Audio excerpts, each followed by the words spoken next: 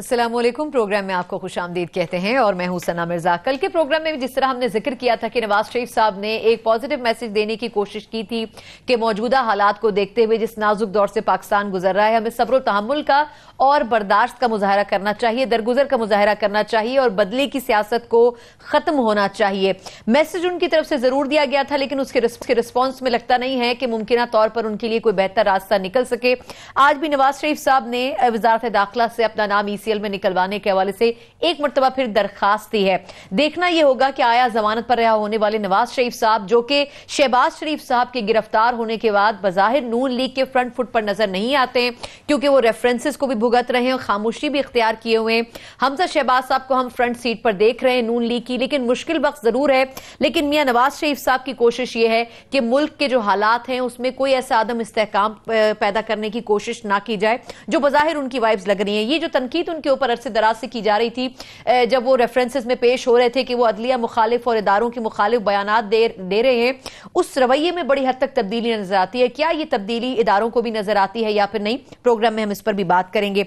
आगे चलकर बात होगी डार साहब के जायदाद की नीलामी के हवाले से। ये पता चला है कि उनकी कई ऐसी जायदादें हैं जो वो पहले ही सेल कर चुके हैं, जो बकिया हैं, क्या उसके ऊपर नैब एक्शन ले सकेगा या फिर नहीं? और पंजाब हुकूमत ने जो टेक ओवर किया है उनकी जायदादों पे, क्या उससे हुकूमत पाकिस्तान को कुछ हासिल भी हो सकेगा या फिर डार साहब को वतन वापस लाने का जो ख्वाब है वो दीवाने का ख्वाब साबित होगा? ये भी एक मुश्किल टास्क इस वक्त हुकूमत के पास मौजूद है। प्रोग्राम में आगे चलकर हम ये भी बात करेंगे कि कई ऐसे दीगर अफराद हैं जिनके खिलाफ इंक्वायरी शुरू करने का एलामिया जारी किया जा चुका है, जिसमें साबिक वज़ीर आला बलोचिस्तान सनाउल्लाह ज़हरी साहब भी शामिल हैं। इसके अलावा इसहाक डार साहब, अनुशे रहमान साहिबा, साद रफीक साहब, सलमान रफीक साहब, वो जबकि हाई कोर्ट से रुजू भी कर चुके हैं अपनी जमानत के लिए कबल वक्त गिरफ्तारी की जो होती है। लेकिन क्या यह समझा जाए कि अब एहतसाब का जो दायरा है वो बुनियादी तौर पर नून लीग के इर्द गिर्द ही है या फिर बाकी जमात बाकी इदारों और अक्रॉस द बोर्ड करने की बात जो है वो सही साबित होती है या फिर नहीं? ये भी एक बड़ा चैलेंज इस वक्त हुकूमत के सामने दरपेश है। प्रोग्राम के आखिर में हम ये भी बात करेंगे कि इमरान खान साहब वज़ीर आज़म पाकिस्तान, उन्होंने अपने चंद रोज के दौरान ही पहले green Pakistan project, clean Pakistan project का स्टार्ट किया और अब उन्होंने 50 लाख घरों की तामीर के मंसूबे का इफ्तिताह कर दिया है। इस किस्म के दीगर मंसूबे पहले ही गुज़िश्ता अदवार में मुख्तलिफ हुकूमतों ने शुरू किए। कितने मंतकी अंजाम तक पहुंचे, सक्सेसफुल रहे, उन्हीं को अगर कंप्लीट कर लिया जाता तो क्या फर्क पड़ता? एक नए सिरे से अगर शुरू किया जा रहा है एक ऐसे वक्त में जबकि पाकिस्तान के पास 6 हफ्तों से ज्यादा का बजट जो अमाउंट है वो मौजूद नहीं है, क्या हुकूमत पाकिस्तान इस टारगेट को अचीव कर सकेगी? जब चीफ जस्टिस को खुद ये कहना पड़ रहा है कि ये कोई इतना आसान टास्क नहीं होगा, क्या खान साहब इसको अचीव कर सकेंगे या फिर नहीं? तमाम इशूज पर हमने प्रोग्राम में बात करनी है। जो मौजूद पैनलिस्ट मेरे साथ हैं, तारुफ करना चाहूंगी स्टूडियो से। मेरे साथ नाज बलोच साहब मौजूद है, पाकिस्तान पीपल्स पार्टी की सीनियर रहनुमा। नाज साहब बहुत शुक्रिया। मेरे साथ जाफर इकबाल साहब मौजूद है, मुस्लिम लीग नून के सीनियर रहनुमा। सर आपका भी बहुत शुक्रिया। सदाकत अब्बासी साहब मेरे साथ मौजूद है, पाकिस्तान तहरीक इंसाफ के सीनियर रहनुमा। Thank you so much sir for joining. और मेरे साथ वीडियो लिंक के ऊपर सीनियर दिफाई तजिया का शाहिद लतीफ साहब मौजूद हैं। चारों मेहमानों का बहुत शुक्रिया करूंगी। मैं पहले आगाज शाहिद लतीफ साहब से आपसे करूंगी। सर ये फरमाइएगा कि नवाज शरीफ साहब और उनकी फैमिली ECL से नाम निकालने के लिए पहले 4 अक्टूबर को दरखास्त देती है, उसके बारे में कोई बात नहीं होती, फिर दोबारा दरखास्त देती है। सर क्या आपको लगता है कि नवाज शरीफ साहब अदलिया में पेश हो रहे हैं, कोर्ट्स में पेश हो रहे हैं, पॉइंट ऑफ व्यू भी अपना दे रहे हैं, अगर उनका नाम ECL से निकाल दिया जाए तो इससे कोई बहुत ज्यादा फर्क नहीं पड़ेगा? देखिए ये एक मैं समझता हूँ प्रोसीजर है और ये माजी में भी फॉलो होता रहा। ECL पे किसी का नाम आना, मैं नहीं समझता ये कोई ऐसी बात है कि जिसके ऊपर उन्हें कोई ऐसा धचका लगे। अगर ECL पे उनका नाम है, वो मुकदमों में रिक्वायर्ड हैं, लिहाजा अगर एक सेफ्टी के तौर पे उनका नाम ECL में डाल दिया गया तो इसमें कौन सी अचंभे की बात है? क्या वो पहले फर्द होंगे जिनको ECL में डाला गया? उनके बारे में तो आपको याद है जब इनकी हुकूमत थी तो ECL की बात जब की गई तो हुकूमत ने उस पर कान तक नहीं धरे, अदालत की तरफ से जब कहा गया। तो अब अगर ECL पे उनका नाम डाला है तो किस चीज़ की जल्दी है? वो ECL से अपना नाम क्यों निकलवाना चाहते हैं? ये मुकदमे हैं, ये अच्छी बात है कि वो मुकदमों में जा रहे हैं, हाजिरी भी दे रहे हैं। तो ECL को ऐसा मैं नहीं समझता कि कोई ऐसी चीज़ बना लेना चाहिए कि जिसके तहत कोई कहे कि जी इससे उनको बहुत नुकसान पहुंच रहा है। मैं नहीं समझता ऐसी बात है। अब तो उनके बाहर जाने वाला मामला भी इस तरह का नहीं है कि जिसके तहत वो कहें जी कि उन्हें बाहर जाना है। उनकी नहीं, माजरत के साथ शाहिद लतीफ साहब, सर एक और चीज़ भी है ना इसमें, जो बाकी जिन लोगों के खिलाफ केसेस चल रहे हैं, शाहिद लतीफ साहब सर बाकी जिन लोगों के खिलाफ भी केसेस चल रहे हैं, क्या उन सबके सब के नाम ECL में मौजूद होते हैं? کئی جگہوں کے اوپر ریلیف بھی دے دیا جاتا ہے, ان کے نام نہیں بھی موجود ہوتے ای سی ایل میں. دیکھیں یہ معاملہ مکسڈ ہے, میں نے اسی لیے کہا کہ ای سی ایل پہ لوگوں کو رکھا بھی گیا, جب اس کی ڈیمانڈ کی گئی نہیں بھی رکھا گیا. میں نے تو آپ کو نواز شریف صاحب کی بھی مثال دے دی. کیا یہ سارے لوگ جو ہیں ان کا جب نام ای سی ایل کے لیے کہا تھا عدالت کی طرف سے, تو کیا منسٹری کی طرف سے, انٹیریئر منسٹری کی طرف سے اس پر عمل درآمد ہوا؟ نہیں ہوا نا. تو لہٰذا یہ شکوہ نہیں کر سکتے کہ جی چونکہ سب کو نہیں رکھا تو مجھے کیوں رکھا. آپ کے اپنے وقت میں آپ کو ای سی ایل پہ نہیں ڈالا گیا, جبکہ ای سی ایل پہ جب عدالت نے کہہ دیا تھا تو ڈالنا چاہیے تھا. لہٰذا اس پر میں سمجھتا ہوں کہ آپ جتنی بھی لمبی بحث کر لیں گی تو میں نہیں سمجھتا کہ اس کا کوئی حتمی نتیجہ نکلے گا, کیونکہ یہ بہت سارے ہمارے پاس ایسی مثالیں ہیں کہ جہاں ای سی ایل پہ ڈالا بھی گیا, نہیں بھی ڈالا گیا. میرا سوال یہ ہے کہ اگر آپ کو ای سی ایل پہ ڈال دیا گیا تو بتائیے کہ اس میں کون سی ذلت ہے, اس میں کون سی تکلیف ہے جس کے تحت آپ کو ای سی ایل سے نکلنا آپ کے لیے اتنا ضروری ہو گیا کہ آپ نے اس کو ایک پوائنٹ آف پریسٹیج یا ایک انا کا مسئلہ بنا لیا. میں نہیں سمجھتا کہ اس کے اوپر زیادہ جو ہے وہ بحث ہونی چاہیے. اگر آپ کا نام ای سی ایل پہ ہے, آپ اپنے مقدمات کی طرف جا رہے ہیں, تو آپ اس کے اندر اپنی کارروائی جاری رکھیں. عدالتوں کے سامنے آپ پیش ہو رہے ہیں, جو اچھی بات ہے. اور جیسے آپ نے انٹروڈکشن میں کہا, ان کے رویے میں بھی ایک تبدیلی نظر آ رہی ہے, جو کہ پھر سے اچھی بات ہے. اس سے پہلے سارا ان کا رویہ ٹکراؤ اور تصادم والا تھا, اداروں سے ٹکراؤ, کیا کیا جو ہے تقریریں ہوتی رہیں اور کیا کیا باتیں ہوتی رہیں. اس میں میجر چینج نظر آتا ہے اس رویے میں. بالکل ٹھیک, بالکل آتا ہے, لیکن جس طرح آپ نے ذکر کیا کہ کیس ٹو کیس ایسا ہی ہونا چاہیے. ٹھیک, بالکل ٹھیک. شاہد لطیف صاحب میں واپس آپ کی طرف آتی ہوں. میاں صاحب کی جو ریزرویشن ہے ای سی ایل سے نام نکالنے کی, انہوں نے اس کا جواز یہ دیا ہے کہ وہ ملک سے باہر سفر کرنا چاہتے ہیں. اگر تو ایسا ہے کہ کسی کا نام بھی نہیں نکلنا چاہیے تو پھر میرا خیال ہے زلفی بخاری صاحب سے لے کے مشرف صاحب تک کسی کا بھی نام ای سی ایل سے نہیں نکالا جانا چاہیے تھا. جو ٹرینڈ سیٹ ہوا ہے اس میں یہ کہ اگر کوئی ملزم ایسا ہے جو کہ کسی نہ کسی کیس میں مطلوب ہے یا پیش ہو رہا ہے, تو پھر ای سی ایل کا سسٹم سب کے لیے یکساں ہونا چاہیے. ناز صاحب میں آپ سے تھوڑا سا جاننا چاہوں گی, کیا ہم مشرف صاحب کی اگر مثال کو لیں تو اس میں ہمیشہ نون لیگ پہ الزام لگتا ہے کہ نثار صاحب نے ان کو موقع دیا تھا جانے کا, آج تک واپس نہیں آ سکے. کیا نواز شریف صاحب بھی ایسا کوئی اسکیپ کا راستہ ڈھونڈنا چاہتے ہیں؟ بسم اللہ الرحمن الرحیم. دیکھیں خود آپ نے بڑی اچھی بات ابھی کہی کہ قانون سب کے لیے ایک ہونا چاہیے, اکراس دا بورڈ اکاؤنٹیبلٹی ہونی چاہیے, and one rule and one law for the land ہونا چاہیے. یہ نہیں ہو سکتا کہ جو حکومت میں بیٹھے ہوئے ہیں ان کے ارد گرد جس طرح نام آپ نے لیے زلفی بخاری ہوں, تو ان کے نام تو خیر وہ کابینہ کی میٹنگز میں بھی بیٹھے, اب تو وزیر اسٹیٹ منسٹر کا بھی ان کو اعزاز حاصل ہے. تو یہ جو بائس ایٹیٹیوڈ ہے نا, اور پھر نئے پاکستان میں یہ سب کچھ, تو یہ کال و فیل کا تضاد ہے. بیکاز جو نئے پاکستان کی باتیں تھیں, جو نئے پاکستان میں جو رینٹنگز تھیں, جو ریٹرکس تھے, جو تنقید دوسروں کے اوپر کی جاتی تھی, سب کو چور ڈاکو ڈکیت کہہ کر اپنے آپ کو ایک نیٹ اور کلین امپریشن دینے کی جو ایک بات کی جاتی تھی, اور ایک نئے پاکستان اور تبدیلی کی بات لوگوں کو بڑے بڑے خواب دکھائے گئے. تو اس کے بعد ہونا تو یہ چاہیے تھا کہ اکاؤنٹیبلٹی اپنے آپ سے شروع کرتے, تاکہ یہ اپوزیشن جو ہے وہ آواز نہ اٹھاتی کہ ہماری وچ ہنٹنگ ہو رہی ہے اور یہ انتقامی کارروائی ہو رہی ہے. کیونکہ آپ کو یاد ہوگا کہ دھرنے کے دنوں میں یا انتخابی پورے پروسیس کے اندر پوری کمپین میں نون لیگ کے اوپر اور جن دوسری جماعتوں میں ایون پیپلز پارٹی کے اوپر جس قسم کی تنقید پی ٹی آئی نے کی ہے, اس کے بعد فوراً حکومت آتے ہی اگر وزیر اعظم صاحب کہتے ہیں کہ میرے پاس 50 اور نام ہیں جن پہ میں چاہوں تو ابھی میں چاہتا ہوں کہ انکوائری سٹارٹ ہو جائے, تو اس قسم کی جو باتیں ہیں اس سے پھر آپ کی جو نیب کی اداروں کی جو انڈیپینڈنس ہے وہ کوسچنیبل ہو جاتی ہے. اچھا, دوسری بات یہ ہے کہ آپ دیکھیں نا, اگزامپل اگر آپ دیکھیں, مجھے تو کوئی توقع اس لیے نظر نہیں آ رہی کہ آتے ہی حکومت نے پہلے تو آپ ان کے کے پی کے میں چلے جائیں, کے پی کے میں 85 کروڑ روپے لگا کے کے پی احتساب کمیشن نے 10 لاکھ روپے ریکور کیا, کے پی کے لوگوں کا پیسہ لگا کے پھر آپ نے وہ بند کر دیا. ایگزیکٹلی, پھر وہ آپ نے کہا کہ جی ایک ناکام فلاپ ہمارا پروگرام تھا, وہ آپ نے ختم کر دیا. آتے ہی آپ نے ایک دن میں 900 ارب کا جو نقصان دیا ہے, کرنسی ڈی ویلیو ہو گئی ہے, اتنا کبھی ریکارڈ جو ہے وہ 9.5 روپیز کا جو نقصان ہوا ہے, جو ڈی ویلیو ہوئی ہے کرنسی. اس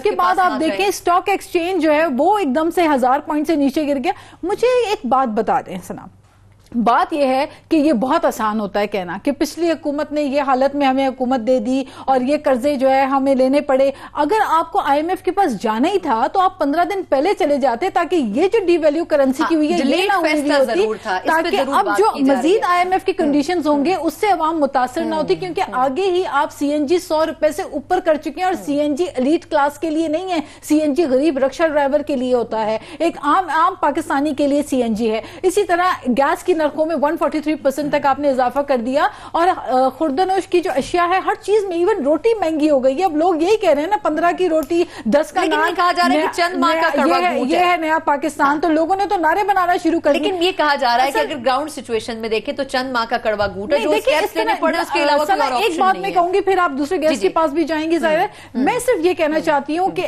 ٹھیک ہے ساری باتیں اپنی جگہ, لیکن میں کیسے فراموش کر لوں اس بات کو کہ اس وقت کے جو فائنانس منسٹر ہیں اسد عمر صاحب, یہی فلور آف دی ہاؤس میں کھڑے ہوتے تھے, گیس کی قیمتیں بڑھتی تھی سب سے زیادہ یہ چلاتے تھے, آئی ایم ایف کے پاس جاتے تھے سب سے زیادہ یہ چلاتے تھے, بجٹ آتا تھا سب سے زیادہ یہ چلاتے تھے. ان کو غریب یاد آتا تھا, ان کو مسکین یاد آتا تھا, اس کو پاکستان کے پور ڈاؤن ٹراؤڈن لوگ ان کو یاد آتے تھے. آج اسد عمر صاحب کو کیا ہو گیا, آج یہ سب بھول گئے.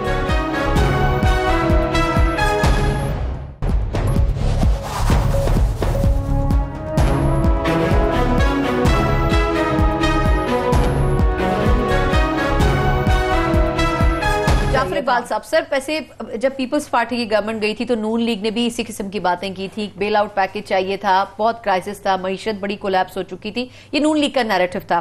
اب پی ٹی آئی کی گورنمنٹ آئی تو وہ بھی سب کچھ یہی کہہ رہی ہے. صورتحال پی ٹی آئی کی انڈرسٹینڈنگ الیکشن سے پہلے ہوگی کیا ہے, اور یہ بھی سر سب کو پتا تھا کہ ان کو آئی ایم ایف کے پاس الٹیمیٹلی جانا ضرور پڑے گا. آپ کے خیال میں اگر اس وقت کلیئرلی عوام کو کہہ دیا جاتا کہ یہ حالات ہیں اور کوئی اور آپشن نہیں ہوگا تو زیادہ بہتر نہیں ہوتا پی ٹی آئی کے لیے؟ بسم اللہ الرحمن الرحیم. ہم باہر تھے, ہم عوامی لیڈر ہیں, ہم جرت کے ساتھ باپ اور بیٹی وہ واپس آئے. درخواست دینی عدالت کو, یہ میرا رائٹ ہے, اس سے مجھے کوئی نہیں روک سکتا. جلدی مجھے کیا ہے, مجھے کوئی جلدی نہیں. اگر اجازت ملے گی, جب عدالت نے اجازت دی تب میں نے وہ استحقاق استعمال کیا. جب پابند کیا میں عدالت کے اندر حاضر ہوا. میں بھاگوں گا نہیں اور نہ بھاگنے والا ہوں. زلفی بخاری دوسرے تیسرے وہ ضرورت نہیں بات کرنے کی. ابھی جو آپ نے بات کی, مسئلہ اس طرح سے ہے کہ آپ کا رویہ اور باڈی لینگویج حکومت کی وہ کاؤنٹ کرتی ہے. آئی ایم ایف کے پاس جانا پڑے گا, یقیناً جانا پڑے گا. دوست ممالک کے پاس جانا پڑے گا, جانا پڑے گا. آپ کو باہر سے انویسٹرز لانے پڑیں گے, لانا پڑیں گے. وہ سب کیسے ہوگا؟ قوم کو خود آپ نے جو اعتماد دلوانا ہے وہ کیسے ہوگا؟ وہ آپ کے رویے سے ہوگا, حکومت کی پالیسیوں سے ہوگا, آپ کے وزراء کی زبان سے نکلے ہوئے الفاظ سے ہوگا. معذرت کے ساتھ آج کے دن تک کوئی ایک وزیر سنجیدہ نہیں ہے, کوئی ایک کام ایسا نہیں ہے جو استحکام کی طرف لے کے جائے, کوئی ایک کام ایسا نہیں ہے. لیکن 50 دن میں کیا ایکسپیکٹ کر رہے ہیں آپ, کتنی کوئی چینج لا سکیں؟ میں نہیں یہ کہہ رہا, میں نہیں کہہ رہا کہ دودھ اور شہد کی نہریں میں ایک چیز ڈیمانڈ کر رہا ہوں. میری وہ درخواست ہے, میری وہ التجا ہے, وہ سنجیدہ پن ہے. اس کے اوپر قیمت نہیں لگنی, اس کے اوپر کوئی پالیسی ایسی نہیں بننی کہ آپ کو 5 سال چاہیے تب آپ جا کے سنجیدہ ہوں گے. میری صرف یہ التجا ہے, کنٹینر سے اتر آئیں.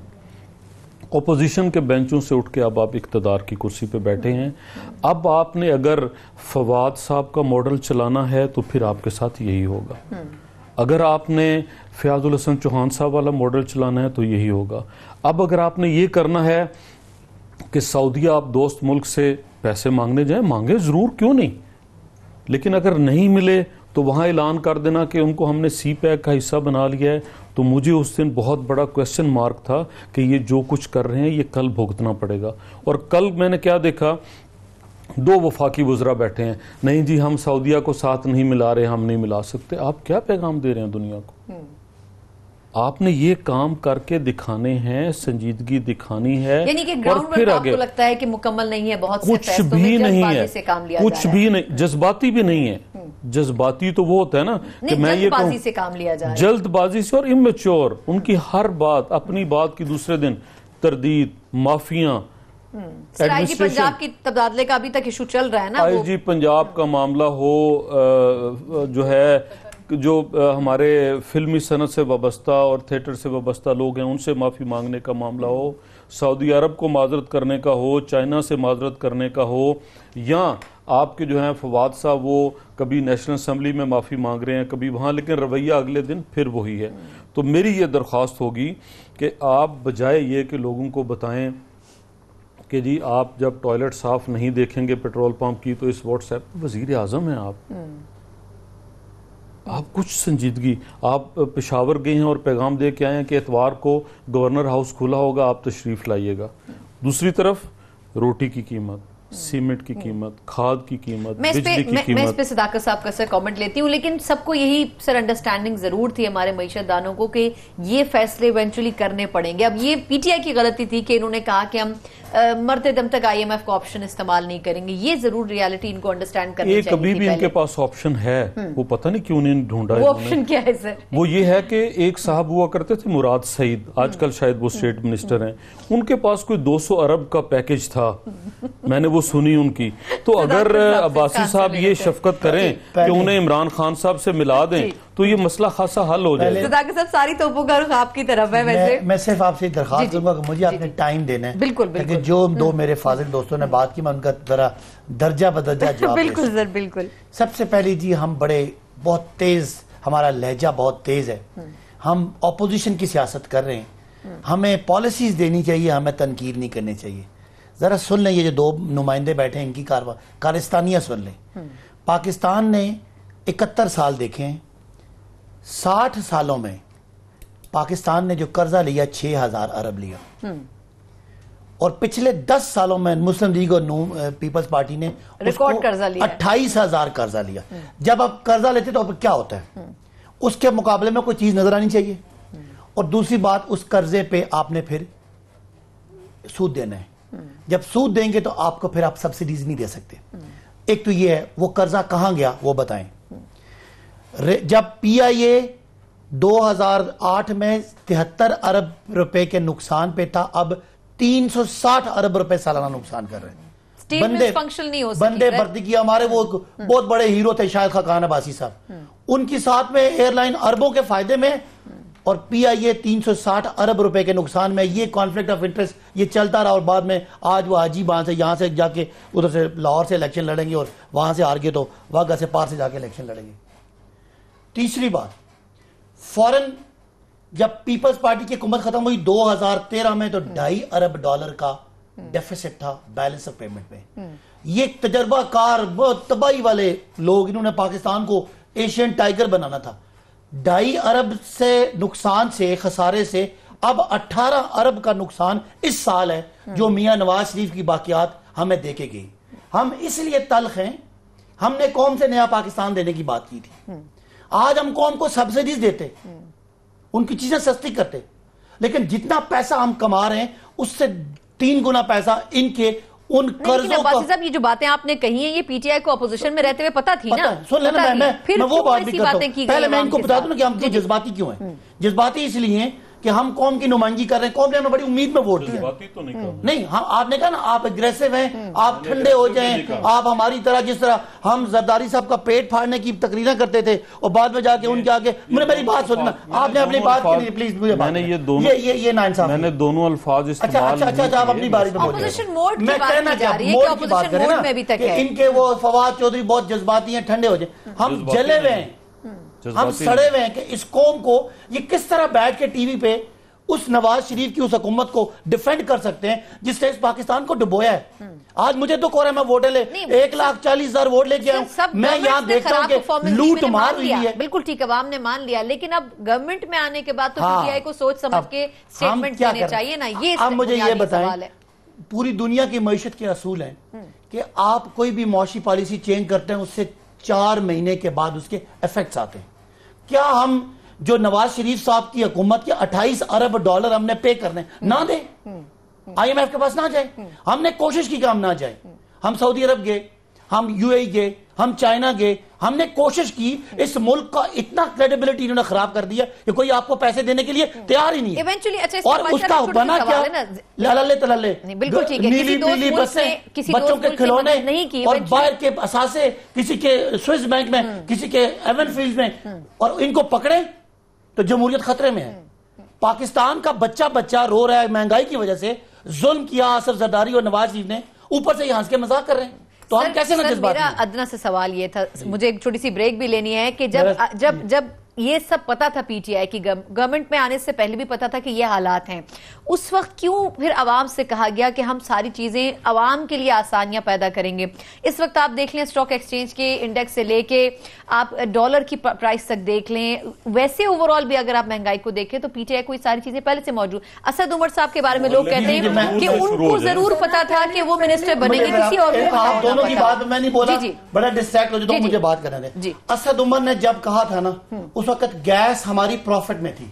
اب میاں نواز شریف صاحب نے گیس کو بھی, گیس کے محکمے کو, قومی گیس کو 154 ارب روپے کا نقصان دے دیا.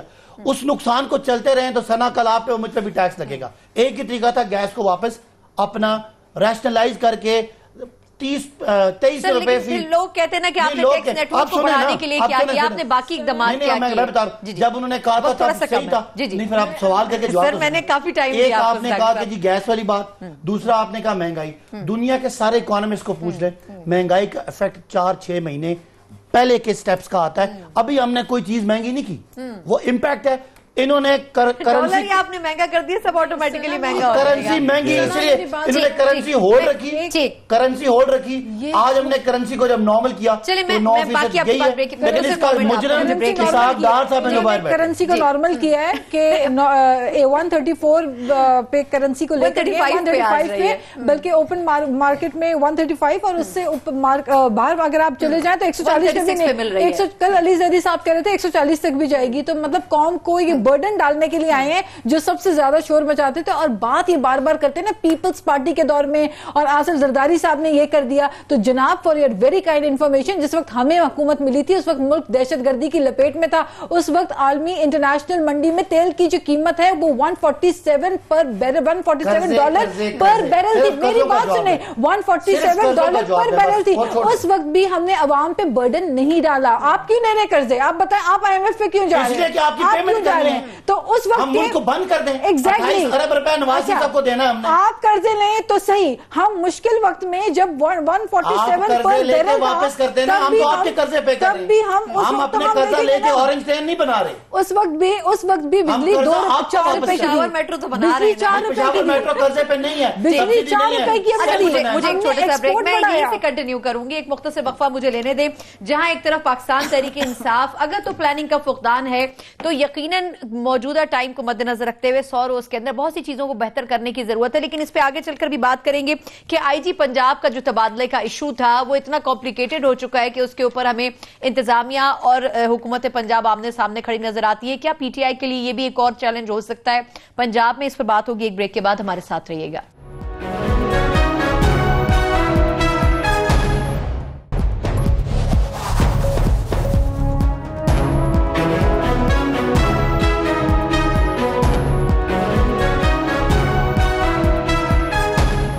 بریک کے بعد ایک بار پھر آپ کو پروگرام میں خوش آمدید کہتے ہیں, جہاں ہم نے ذکر کیا تھا پروگرام کے شروع میں کہ سعد رفیق صاحب اور اس قسم کے باقی جو سیاسی شخصیات ہیں ان کے خلاف بھی نیب انکوائری کا آغاز کرنے کا ارادہ رکھتی ہے. کتنا تھریٹننگ ہو سکتا ہے, لیکن اس سے پہلے جو ڈیبیٹ ہم کر رہے تھے اکانومی اور چیلنجز کے حوالے سے پی ٹی آئی کی, میں اس پہ جعفر صاحب کا لاسٹ کامنٹ لے لوں, پھر میں اگلے پوائنٹ پر آتی ہوں. جعفر صاحب, سر کیا پی ٹی آئی کو یہ انڈرسٹینڈنگ, چلیں ٹھیک ہے ہم سب کرٹیسائز کر رہے ہیں, لیکن اگر ہم گراؤنڈ ریالٹی دیکھیں, اب جس طرح خان صاحب نے کہا ہے کہ یہ جو مشکل اقدامات ہم کر رہے ہیں اس پہ ہم پارلیمنٹ اور عوام کو اعتماد میں لیں گے, اگر ایسا کر لیں تو آپ کو لگتا ہے کہ کچھ ریلیف ہو جائے گا؟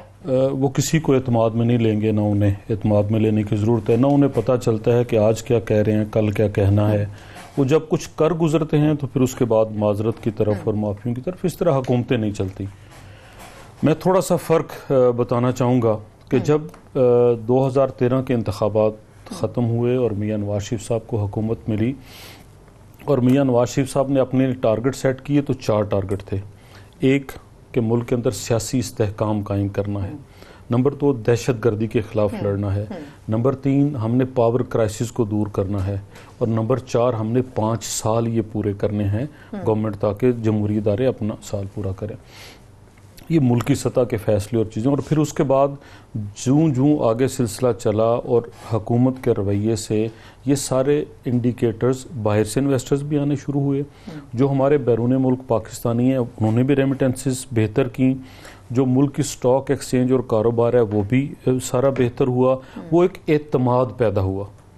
اب جب کہ وہ اعتماد اور سنجیدگی یہاں نظر نہیں آ رہی، جس وجہ سے انویسٹر ابھی 3-4 دنوں کے اندر 700 ارب کے قریب صرف پاکستان کے سٹاک ایکسچینج میں ڈوبا ہے. لیکن ان کی سر یہ رائے ہے کہ 5-6 مہینے سے یہ ڈاؤن فال تھا، یہ صرف پی ٹی آئی کی گورنمنٹ اور اس وقت نہیں ہوا، 5-6 ماہ سے ایسا نہیں ہے.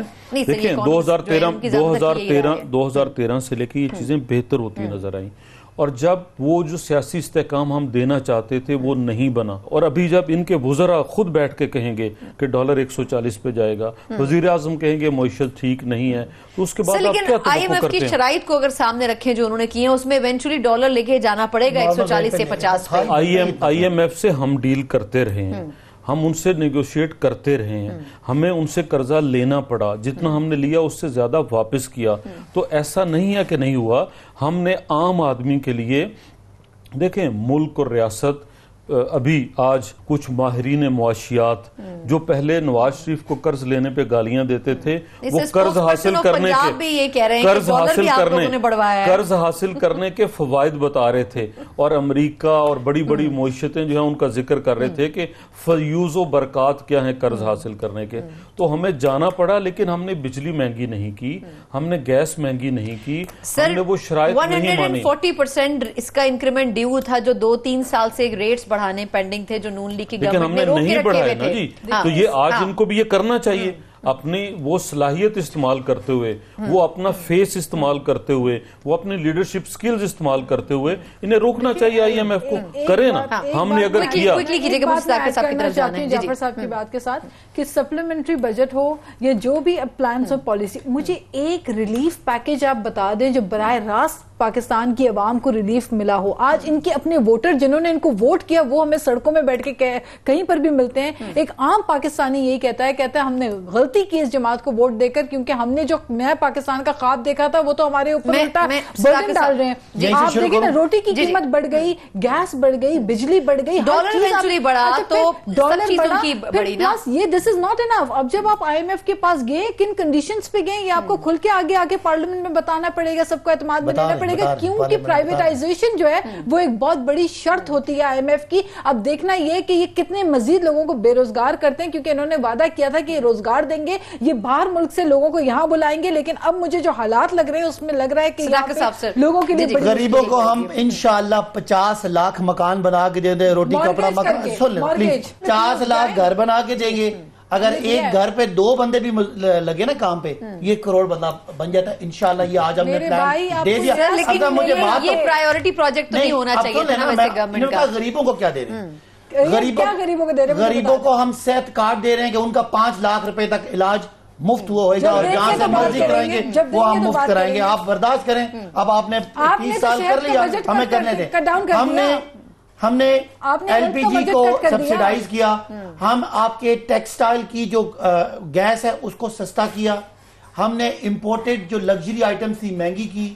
آپ کا 28 ارب کا قرضہ جو ہم 10 ارب ڈالر باہر سے لے کے واپس کر کے انشاءاللہ اکانومی کو ٹریک پہ لے کے آئیں گے. ہم نے ضرور غریبوں کے ساتھ اتنے اچھے کام کیے، اس میں IG پنجاب کا بیچ میں رکھنا ڈالنے کی کیا ضرورت تھی؟ اچھے کام سارے PTI نے کیے. صداقت بھائی آپ نے حلقے میں جانا ہے، صداقت بھائی آپ نے حلقے میں عوام کے پاس جانا ہے، وہ سوال کریں گے، آپ جاتے ہیں، وہ ابھی جاتے ہیں، آپ سے سوال کر رہے ہوں گے کہ گیس ہم سستی کرتے.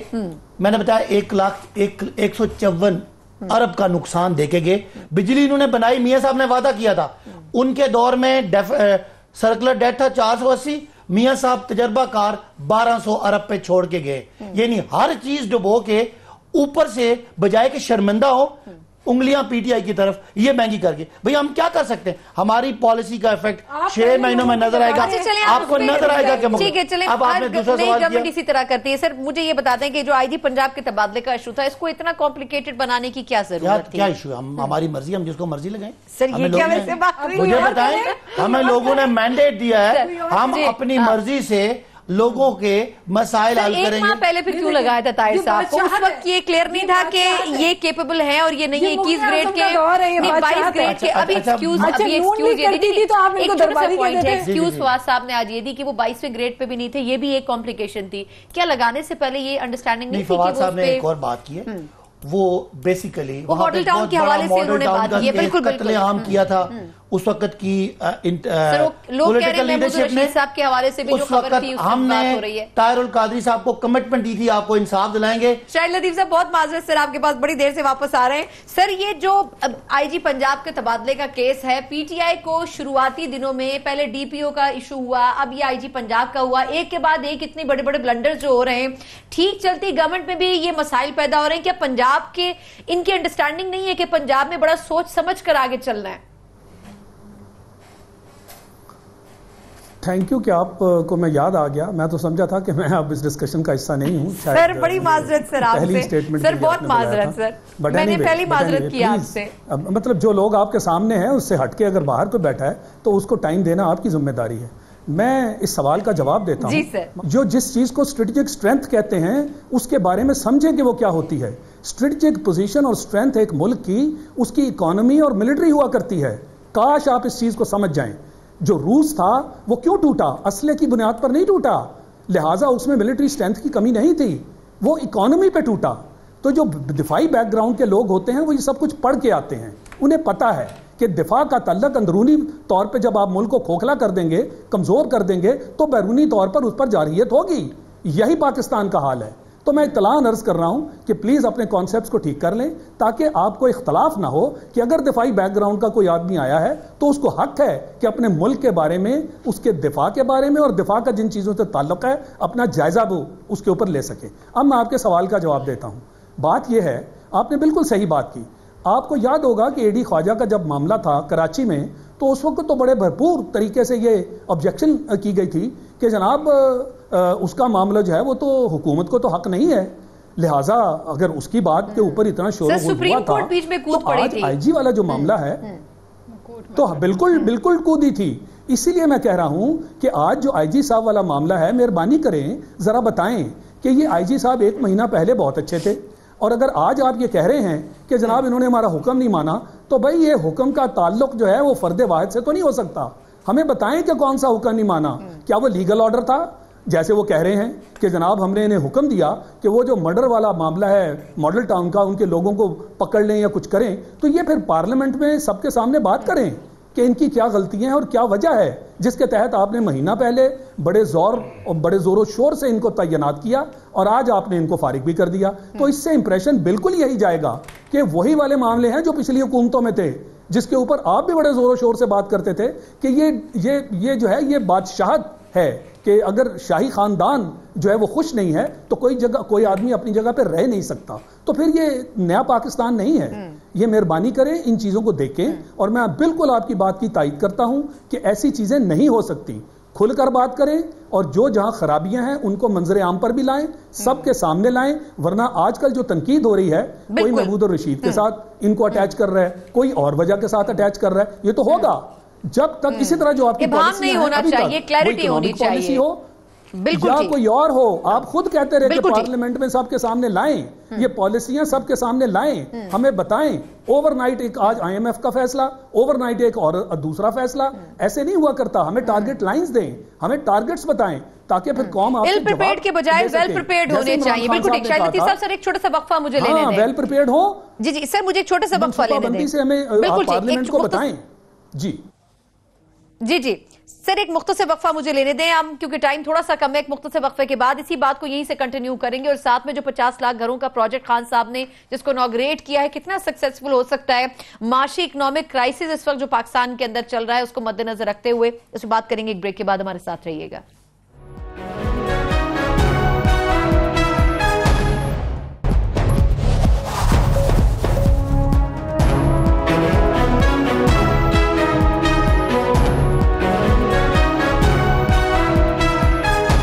کے بعد ایک بار پھر پروگرام میں آپ کو خوش آمدید کہتے ہیں، جہاں ہم نے بات کی کہ پاکستان تحریک انصاف کو سوچ سمجھ کر فیصلے کرنے چاہیے. وقت تھوڑا سا کم ہے، میں مختصر رکھنا چاہوں گی.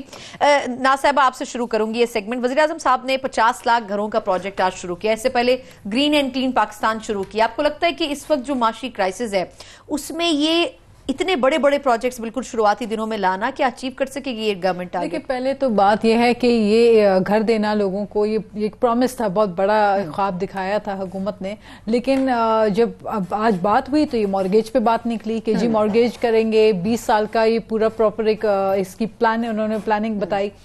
لیکن کہنے کا مقصد یہ ہے کہ اگر تو پیپلز پارٹی کی طرح جس طرح ہم نے سندھ میں لوگوں کو اور پاکستان بھر میں ہم نے ہمیشہ بے نظیر بھٹو کے نام پہ شہید محترمہ بے نظیر بھٹو ہاؤسنگ اسکیم ہو یا ذوالفقار علی بھٹو صاحب نے اپنے دور میں انہوں نے لیبررز کے لیے، مزدوروں کے لیے ویلفیئر سوسائٹیز کا قیام کیا اور لوگوں کو، اور مختلف ہر دور میں اس طرح کے ہاؤسنگ اسکیمز بنے ہیں، آئے ہیں، لوگوں کو اس میں فیسیلیٹیٹ کیا گیا ہے. کہیں پر پلاٹ دے دیے جاتے ہیں مزدوروں کو یا ورکرز کو یا آفیسرز کو، سرکاری ملازمین کو، تاکہ وہ اپنا گھر کم سے کم بنا سکیں. لیکن یہاں پہ تو مارگیج کی بات ہے. بی انیل مسرت، یہ ایک all of a sudden Anil Musarrat صاحب آتے ہیں، وہ یہاں کابیناؤں کی بڑے بڑے اجلاس کے اندر وہ شامل ہوتے ہیں. یہ کس حیثیت سے یہ کابینہ کی میٹنگز کے اندر بھی بیٹھے ہوئے ہیں اور آ کے یہ پورا پروجیکٹ جو ہے اگر انیل مسرت صاحب نے چلانا ہے تو پھر تو کانفلکٹ آف انٹرسٹ کا بہت بڑا سوال ہے جو اٹھتا رہے گا. اصل مسئلہ اس وقت پاکستان کا جو ہے وہ غریب کا، متوسط طبقے کا، جن کو پسا ہوا طبقہ کہہ کر، جن کے اوپر اسد عمر صاحب بہت دکھ بھرے لہجے کے ساتھ اور بہت شدت سے ان کے چہرے میں تکلیف نظر آتی تھی جب وہ اسمبلی میں ایوانوں میں کھڑے ہو کر اور غریبوں کی بات کرتے تھے. تھوڑا سا کم ہے، چلیں یعنی آپ کو لگتا ہے کہ اس کو کنٹروورشل نہیں ہونا چاہیے؟ جی بالکل ایگزیکٹلی. اب یہ ہے کہ یہ جو پروگرام یہ لے کر آ رہے ہیں، آئی تھنک یہ جو آپٹک ہے، یہ بھینسیں بیچ کے 23 لاکھ روپے اکٹھا کر دینا، یہ چیزیں نہیں ہیں. I think what the people want is a basic relief. وہ ریلیف ہمیں نظر نہیں آیا، ہمیں الٹا برڈن نظر آیا. 900 ارب ایک ٹیکہ نظر آیا. جعفر صاحب ویسے آلریڈی ایسی اسکیمز موجود تھی پاکستان کے اندر جو جن پر کام ہو رہا تھا، انہی کو اگر کمپلیٹ کر لیا جاتا تو بہتر نہ ہوتا؟ جہاں تک یہ آپ نے کہا تو ایک پہلے سے موجود ہے پاکستان ہاؤسنگ اتھارٹی جو وفاقی وزارت ہاؤسنگ کے تحت آتی ہے. اس نے بہت سارے گھر پہلے بھی بنائے، پاکستان ہاؤسنگ اتھارٹی وہ موجود ہے. لیکن ضرورت ایک تھی کہ کوئی ایسی جگہ ملے جہاں نیا پاکستان لکھا جا سکے. وہ اسمبلی پہ بھی نہیں لکھا جا سکتا، کانسٹیٹیوشن پہ بھی نہیں لکھا جا سکتا، تو ایک اتھارٹی بنا لی، نیا پاکستان ہاؤسنگ اتھارٹی. غریب کے لیے اس میں کچھ نہیں ہے. ابھی تک نہ یہ بتایا ہے کہ کم سے کم قیمت گھر کی کیا ہوگی، کم سے کم سائز کیا ہوگا، اور ایک عام مزدور آدمی کو قرضہ کون دے گا؟ وہ 20 سالوں میں کیسے قرضہ تو اسے ملے گا جس کے پاس پہلے کوئی پراپرٹی ہے. 16 گریڈ کے جو ملازمین ہیں ان کے لیے تو یہ پاکستان ہاؤسنگ اتھارٹی والے بنا رہے ہیں. یہ G6 سے لے کے G11 تک پاکستان ایڈ کرنا تھا. میں شاہد لطیف صاحب سے لاسٹ میرے پاس فیو منٹس ہیں. سر یہ کیا اس وقت جو اکانومی کی سچویشن ہے، کیا خان صاحب کو اتنے بڑے پروجیکٹ شروع کرنے چاہیے اگر اچھے نوٹ کے اوپر بھی کرنا چاہتے ہیں؟ پھر بھی دیکھیں یہ نیت تو بہت اچھی تھی، اس میں تو کوئی دو رائے نہیں. جیسے انہوں نے نوکریوں کی بات کی 1 کروڑ، اور جیسے انہوں نے 50 لاکھ گھروں کی بات کی. مگر بات یہ ہے جیسے بہت سارے محاذوں پر اس وقت حکومت اپنی ساری چیزوں کو ریویو کر رہی ہے اور جو ان کے ارادے ہیں وہ بھی بدل رہے ہیں، ان کے فیصلے بھی کہیں کہیں بدلتے ہوئے نظر آ رہے ہیں. وہ اس لیے کہ جب آپ حقائق سے آشنا ہوتے ہیں تو پھر آپ کو پتہ چلتا ہے کہ گراؤنڈ ریالٹیز ہیں کیا. ایک دور سے بیٹھ کر جب وہ حکومت میں نہیں تھے تو اس وقت تو ان کی ساری باتیں کیا سارائیوں پر جو ہے وہ مبنی تھی. آج کیا سارائیاں نہیں ہیں. میں یہ سمجھتا ہوں کہ ایک بڑا فیصلہ ان کو لینا چاہیے کہ اس وقت اکانومی کی وہ صورتحال نہیں ہے. اس پر شاید چیف جسٹس صاحب نے بھی یہ بات کی ہے کہ یہ کوئی آسان کام نہیں ہے. اتنی بڑی انویسٹمنٹ کہاں سے آئے گی؟ کیا قرضے لے کر آپ یہ کام کریں گے؟ پھر ان قرضوں کی ادائیگی کیسے؟ پاکستان کی ترقی اور قرضوں کی ادائیگی یہی تو ہمارا معاملہ ہے کہ پاکستان اس ریٹ پہ ترقی نہیں کر پایا، لہٰذا ہم قرضوں میں پھنسے رہے. بالکل ٹھیک. اس کو ریویو کیا جائے، حقائق کی بنیاد پر یہ فیصلے کیے جائیں. ایک طرف جی بالکل پوائنٹ آ گیا. شاہد صاحب لاسٹ منٹ ہے میرے پاس. ایک تو IMF کے پاس ہم جا رہے ہیں، دوسرا ہم اتنے بڑے پروجیکٹس کھول رہے ہیں. یہ بالکل قرضوں والا پروجیکٹ نہیں ہے، یہ پبلک پرائیویٹ پارٹنرشپ ہے. یہ کہہ رہے ہیں ان کا کوئی پلان نہیں دیا. 3 مہینوں میں پلان آ رہا ہے. اتھارٹی انہوں نے کہا کہ ذوالفقار علی بھٹو آ رہا ہے نا، ابھی تو آج اناؤنس ہوا ہے نا. کہ جی انہوں نے کوئی پاکستان ہاؤسنگ اتھارٹی کے گھر بنائے تھے, ہمیں تو پتہ نہیں, ہمیں تو یہ پتہ ہم نے نہیں پہلے سے نا بات سن لیں, ہمیں تو یہ پتہ ہے کہ آپ نے آشیانہ ہاؤسنگ اسکیم بنائی تھی جو آپ نے آدھی زمین جو ہے وہ سعد رفیق کو دے دی تھی اور آپ جیل بھگت رہے. نہیں وہ کہتے رہے نا, وہ تو نیب نے ان کو جیل بھیج دیا. کورٹ میں یہ ثابت ہو جائے گی. اسمبلی کا بھی نہیں پتا تھا کہ وہاں جانے سے آپ کو جانا پڑا. کہنے کی بات یہ ہے, ایسا پروجیکٹ جس میں گورنمنٹ کا پیسہ بھی نہیں لگے گا, ایسا پروجیکٹ جس میں 50 لوگوں کو گھر بھی ملیں گے, کروڑ نوکریاں بھی ملیں گی. تو پیسہ کس کا لگے گا, پیسہ کس کا لگے گا, غریب آدمی کا گھر.